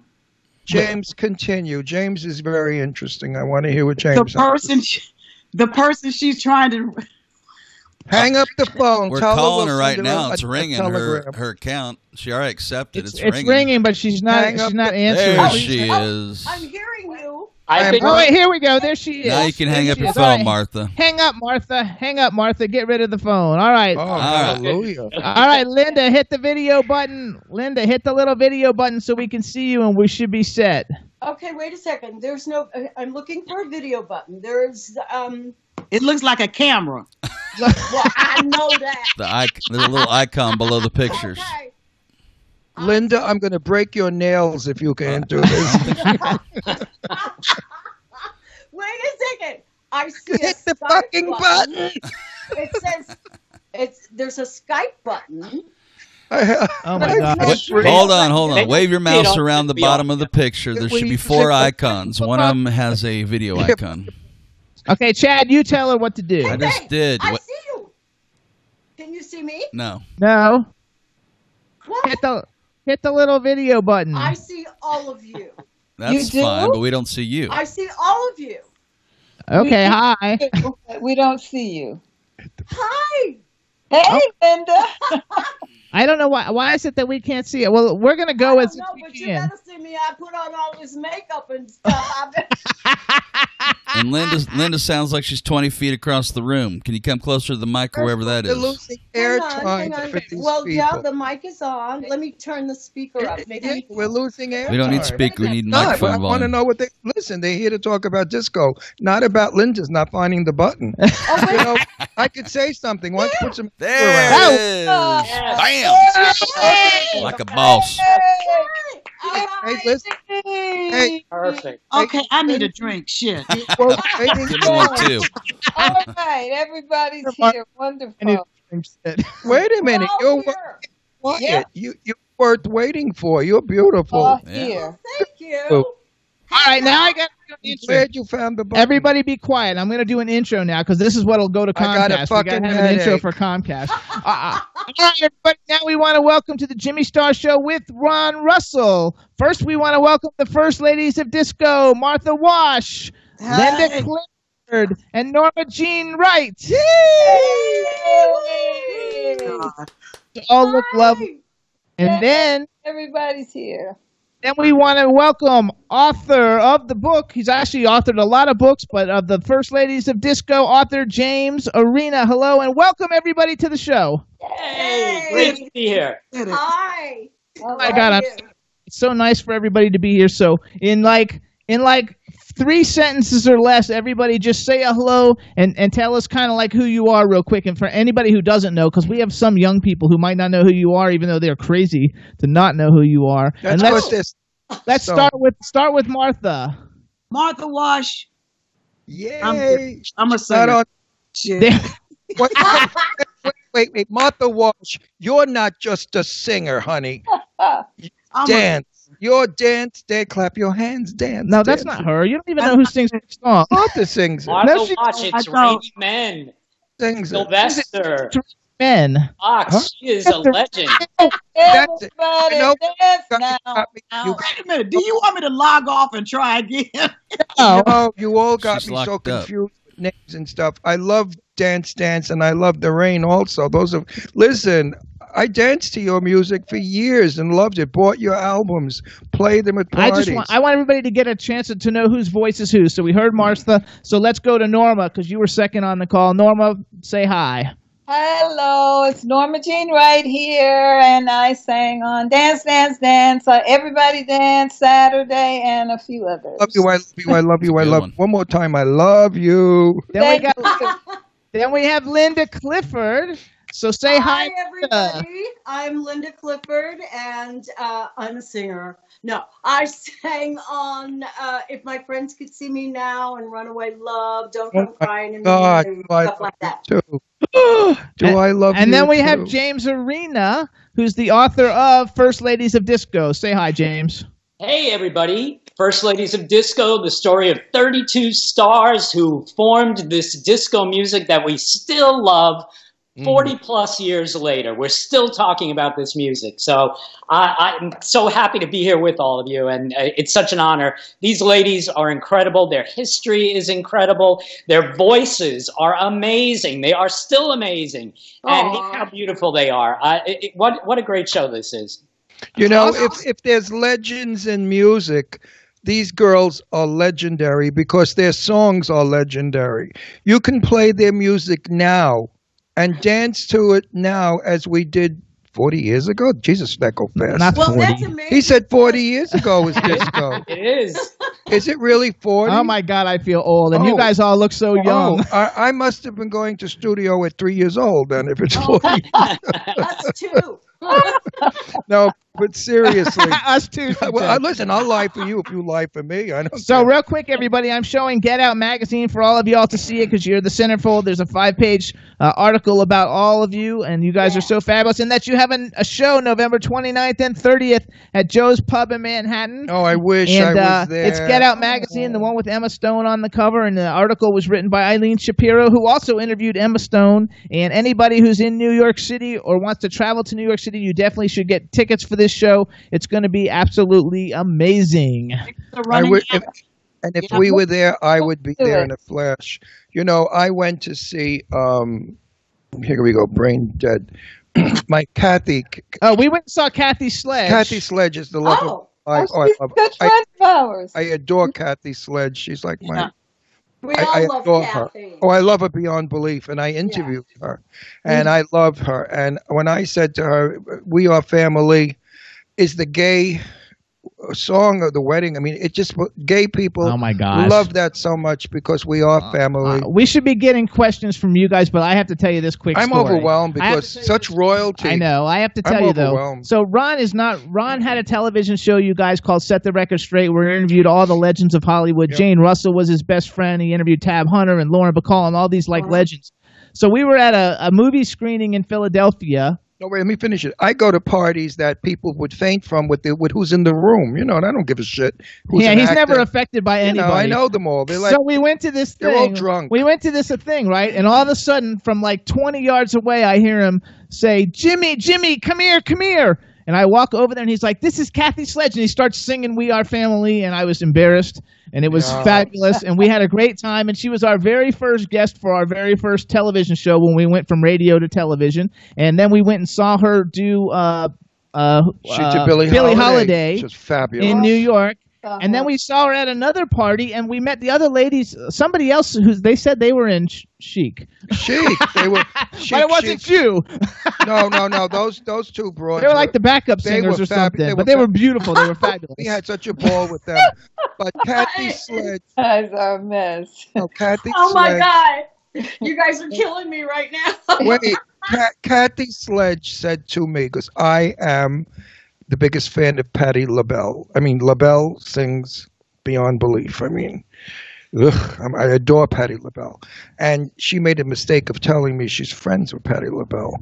And we were living in Pennsylvania at the time, and Patti lives in Pennsylvania, and what's her name lives in Newtown, which is not far. So I invited her to dinner to my house, Sister Sledge.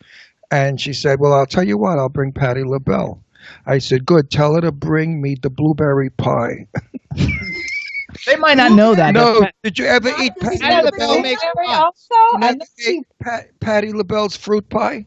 Yeah. No, And sweet I know potato about pie. the sweet potato pie. I don't know about. No, it weighs about 38 pounds. Oh But my it is the most delicious pie you will ever eat. You will kill you after you eat it. And I thought to myself, LaBelle has diabetes. What the hell is she doing making a pie that'll kill all diabetics? So anyway, that's not good. But wait a minute. My question is, do any of you guys and girls know Patty? I know Patty, I know Sarah, and Nona. Yeah. there you go. She knows them all. Good company. We had a great time. We had so much fun. It wasn't even like funny. And I think that it's. I have to agree with what Ron said, James. Like I think what you're doing to help keep love you for it. keep everything like alive for people to know, because I personally, because I work a lot in the music industry, I personally think the music of today, a lot of it is not good. Stinks. And Stinks. and I think that the music that you guys did is so classic and it never goes away. And I have to say, because I spent my yesterday streaming Something Good, Martha. Uh-huh. And it is such a fabulous, even though it's a little bit different than a lot of the songs are a little bit different than what you're super, super famous for. It's one of the greatest albums ever. It was so relaxing. I loved it. Beautiful. I thought it was beautiful. It was fabulous. I've been listening to all you guys' music all week. Yeah, so I would know. But even though I get confused of who's saying what, because I'm not used to having three legends at the same time. So I get all confused and flustered. But like all you guys have contributed so much to dance music, to music in general, and I can't believe that you guys have been like performing for that many years, and none of you guys look like a day over 40. You guys look fabulous. Oh, I love you. If I could throw in a little bit of information here, though, one thing that you mentioned was how today's pop stars are not the same as they were back in the 70s, 80s, and 90s. But these three ladies were all at the top of the pop charts, not just the dance charts. They all made it to the top 40, top 30, 20, even top 10. And some of them made it to number one with their songs. Linda Clifford was on the dance chart. The Chic songs made it to the top 10. These were pop stars. And that sets you a little bit apart from just obscure dance singers, dance music singers in general. These women are really pop music royalty. And even though we sometimes get confused about who may have sung what, these women really did the job. James, here we have many friends that were stars in the 80s, like Joya Bruno from, what is Joya? That's 90s. That's, well, same thing as 80s, 90s. It's all in that little pot of time. And the sad thing is that none of them made money. They were all robbed by their labels, their managers, because Joya Bruno, who sold millions of dollars in records, came out with like 500. They might not know who that is. Joya Bruno is one of the singers from Expose. They're really good friends of ours. And also my wonderful friend who I love and adore, Lily McLeod. Do you know Lily McLeod? No, they might not know that one. Anyway, she's wonderful. She's a fabulous singer. Nicole J. McLeod was her name back in the day. She had one really big hit in the 80s. Yeah. And she was on X Factor. That's how we met her. She was on X Factor. But she made a fortune of money and was so brutally robbed by all of the people. Did this happen to you girls too? I think it happened to many people. Of course. Yeah, we came through at a time when that was very prevalent. That was the way to go, obviously, for the people who were involved with either the record company or management or road managing, whatever the situation. They are the ones who handled the funds, and we went out and did the shows, and then suddenly there was nothing left for the artist, So, that I think was very prevalent during the 70s. We have a very dear friend, a dear friend, is Angie B. Angie. BNGB. Remember BNGB? Mm-hmm. I remember. And she had some good hits, and she got nothing. She was robbed blind. And she had, what's his name? Is a friend? She was part of NC Hammer's group. Yeah. That's different kind of music, though. I know that, but I'm just going, what happened with these wonderful performers? I met Betty Davis many years ago. And I had to say this to Betty because it was corny, but I had to say it. I said, thank you for so many years of pleasure, enjoying your movies. And my mother and my grandmother, we all enjoy you so much. And I want to say the same thing to you girls and to all the girls from the disco days. thank you. Thank you. You made us so happy. You made my soul fly. That music just was enchanting. It was a beat. It was a sound. It was. I wish it was back. I think a lot of it is back, and I don't want to hog this time that we have, but I do want to say, if you turn on your TV and listen to the radio, if you just listen to the commercials that are being played, you're going to hear a lot of disco music, a lot of dance music. They're not playing the music that a lot of the newer stuff or the heavy hard stuff. They're playing the happy music, which is what we have always been a part of. Right. We have a group. My favorite song didn't really make it. Crystal Ball. Oh, the disco song by what's her name? I forgot. She was a famous disco singer. Now, why can't I remember her name? And she did a recording called Crystal Ballroom or Crystal Ball. And it's a fabulous song. And we played it on our show for like a whole year. And it just didn't take off. For some reason, people think that disco is old. And so how did you guys all get together? Like, I want to make sure we can hear a little bit from everybody. So Norma, how about you handle this one? How did you guys get together for this show, for the First Ladies of Disco? Well, actually, after James wrote the book, James Washington, who was Martha's manager and also the creator of the First Ladies of Disco show. The show was started, Martha, Linda, and Evelyn Champagne King. Yes. And after Evelyn, there were some shows that she couldn't make. And after she decided that she couldn't do all of them, I was invited to come on board. And for me, I was so excited, and that's how it happened for me. The other ladies actually were there for a year or two longer than with the show.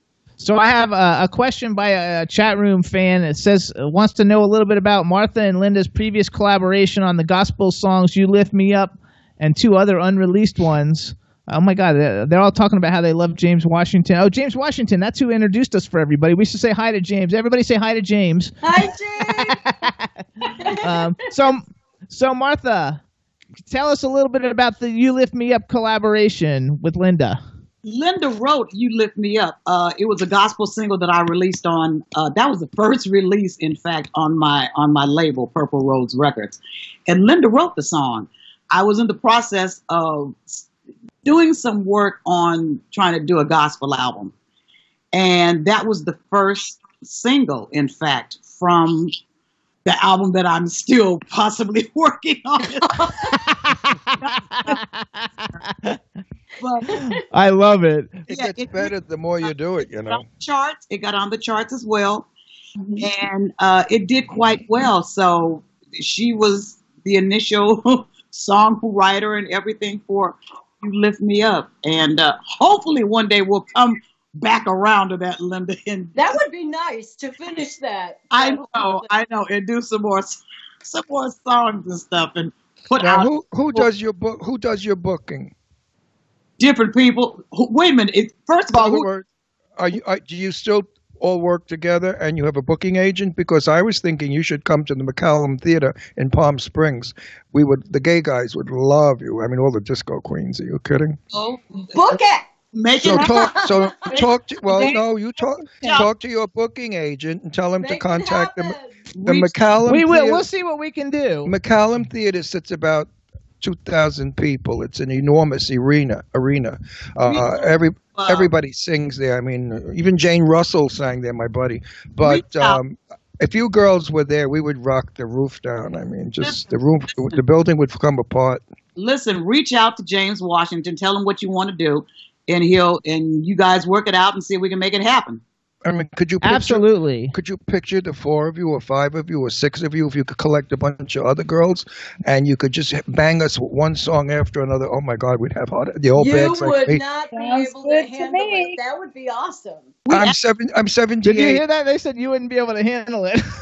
No, but I'm 78. I don't think I could handle all that music. I think I'd have a heart attack. I'd be dancing up in the aisles till I fell off the balcony. But no, I mean, I think it would be the show. You know, we've had Johnny Manthis is here, and I love Johnny. He's a wonderful guy, and he books like crazy. The casinos. That's another thing. Yeah, we have a lot of casinos. We have a lot of. You might want to book the rooms at the casinos. Big people play there, by the way. It's not like crappy people. Right. And I have to just. I want to just like say something. Because Martha, I've always been like a huge fan and felt like you totally got so screwed over. When you were not recognized as the voice of all the big hits, from Black Box and CNC Music Factory. So number one, I want to say, I'm sorry that happened to you. Number two, I want to say they wouldn't have even existed without you because you were like it. You were like the total bomb. Hear, hear. And I think that your contribution for that generation, because it's a little bit of a later generation, was so like amazing that I'm just tickled to death that all of you are here. But like, I am like such a fucking CNC Music Factory fan, and when I found out you were the singer, I thought, oh my god, they totally like screwed her. I hope one day you like get $10 million for that. well, I go back further than that. I go back to Mary Wells. Nothing in the world could ever take the place of my God. I mean, what kind of music? They don't have that kind of lyrics, that kind music. Mary Wells was my dream. When she died, I was sick. I'm getting upset.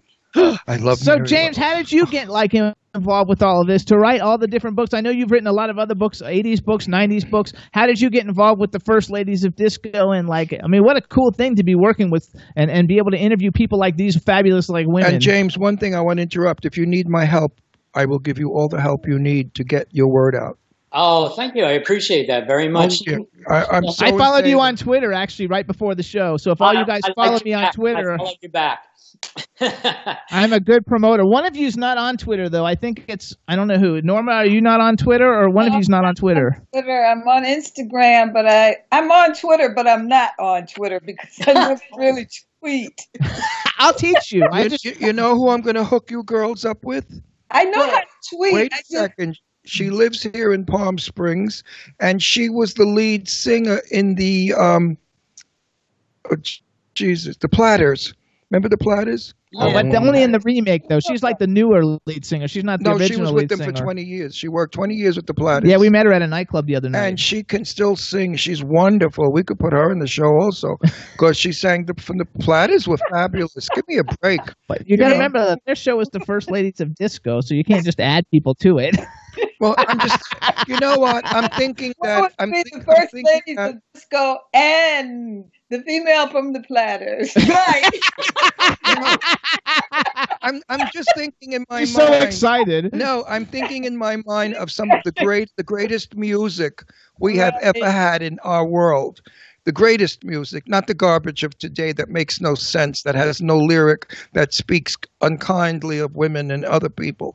Go back to James. Let him answer the question because we've only got 5 minutes and we're going to talk about Christmas songs too. James, tell us all about it real quick. I thought I got the idea because I wanted to know more about these women. I only knew general facts about them. I knew about my personal experience with the music like you had, but I wanted to know more, and I felt it was important to document their stories and the stories of all these artists that came in the 80s, 90s, and forward. And I felt it was important to capture their stories in a book, get the books published, and get them out there for the record. And the key thing would be that it wouldn't be my observations of these women. It would be the women and men speaking for themselves and describing what happened to them in their own words. And that was the idea behind all the books. And it just turned into this 6-book series covering 5 decades. And I've, as a result of it, I've met all these wonderful, wonderful artists who have treated me so well and been so supportive of the projects. And now it's morphed into this show, First Ladies of Disco. We're working on a documentary film for it. I think the ladies are going to have a new single coming out next year. Yay! New music. It's really it's like a domino effect. It's just exploded into all these other areas, and I couldn't be happier that it started with the book. And I feel like I was very lucky to be in the right place at the right time. So tell us then, you guys, what do we expect from the First Lady of Disco show that's been traveling around? What can we expect? Fun. Who's talking?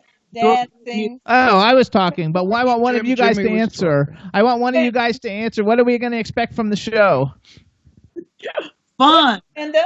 Lots of fun, lots of excitement. The show that's coming up in the next week, actually, will be our Christmas show, and there will be. We don't want to give anything away, but there will be lots of surprises, and again, as Martha said, lots of fun. So, where is this show going to be? It'll be at Joe's Pub. In New York City. In New York City. See, wish I could be there, Jesus. And also, you're going to be blown away by their voices. We are so committed here. I'm doing 2 movies now. I just finished a movie. Okay, hang on, because we've only got like 3 minutes. I don't have a minute to go We anywhere. have 2 minutes. I would go. They tell me to.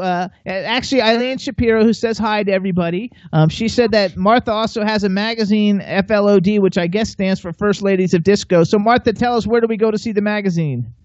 FLOD. Spotlight. .com? Was it .com? Yeah. Oh, God. Listen.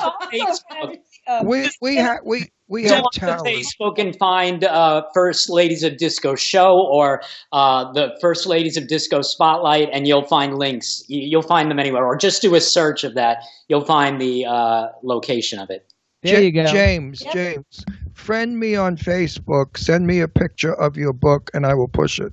Oh, I will. I have a big Facebook following. Trust me, like 22,000 people. So you guys then listen How to. do you get 22,000 people? They won't let me get past 5,000. No. 5,000 is 5,000 is only, but the Jimmy Star Show page has like 20-something thousand. I get 28,000 people. I think that are fans of mine. And I'm going to tell them to buy this book because it's an era. It's history. Even if you weren't there, you should learn about it because the world was so happy. Platforms, shoes, bell-bottom pants, weird clothes. So here's what we got, everybody. First of all, if you want to do some stuff, I don't know what James. What was your Twitter, James? Tell everybody your Twitter. James Arena now on Twitter, Instagram, and James Arena on Facebook. Linda Clifford, you guys, is thelindaclifford.com is her website, and she's actually the Linda Clifford on Twitter also. Correct. Linda Clifford. Martha Wash is marthawash.com, and she's at Martha_Wash. And Norma, who are you on Twitter and Instagram? My website is officialnormajeanwright.com, and on Instagram, I'm NorJean+1. Oh, okay. So what kind of songs? We got to go. I just want to know one thing for everybody. Your songs that you sing, give us an idea of what they are. In the show? In the show, yeah. Well, entice us. We have a First Ladies of Disco song called Show Some Love. And we each do our classic hits. Okay, there you go. That's what we want to know. So everybody go see this. It's so worth it. I mean, my God. And follow them all on Twitter, you guys. I'm sorry, you guys. We got to go. We're going to have you back. We'll bring you to, when you guys come to California or you have another show, we'll schedule you to come on the show earlier so we can actually get to talk to everybody a lot longer. And James, don't forget, I'll push your book. Absolutely. You guys, we want to thank you guys so much. Martha Wash, everybody, Linda Clifford, Norma Jean Wright, and James Arena. Thank you so much. And you guys have a happy Thanksgiving tomorrow. Thank you. Thank you. Bye, you guys. Such a pleasure meeting. Yay. A pleasure meeting you all. It was really a pleasure meeting you. And everybody listening and tuning in, please have a wonderful Thanksgiving, and we'll see you guys next week. Happy Thanksgiving. Bye, everybody. Bye-bye, everybody. See you next week. Always love the clothes of Jimmy. Bitch, I'm your wanna be. Jimmy Star, new celebrity. We'll take you out to Jimmy Stars. He'll dress you right. You'll feel like a star. We'll hook you up. Now you look sexy. Your game is tight. Gonna get laid tonight. You need Jimmy Star. Jimmy Star. You need Jimmy Star. Jimmy Star. One day I was walking down the street. My mate come up to me and said, "Hey mate, wanna go to a party?" I'm like, "What are you talking about, love? I ain't got no gums. I need some nice gums."